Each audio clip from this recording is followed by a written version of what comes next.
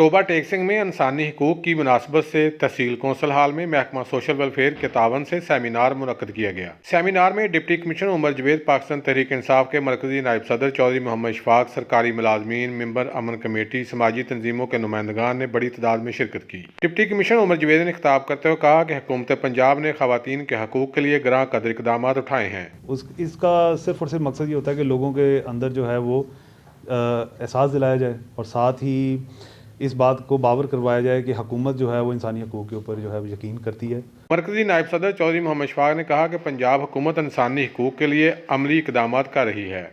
उन्होंने पाकिस्तान भर में ये आज प्रोग्राम तरतीब दिए हैं जिससे हमें अपने जो रिवाइवल है एक अपने मिशन की, उसके लिए हमें मौका मिला है। सेमिनार में शुरका ने मकबूजा कश्मीर में इंसानी हकूक़ की खिलाफ वर्जियों पर इज़हार मज़म्मत भी किया। कैमरा मैन अली हैदर के साथ सुल्तान महमूद, टोबा टेक सिंह।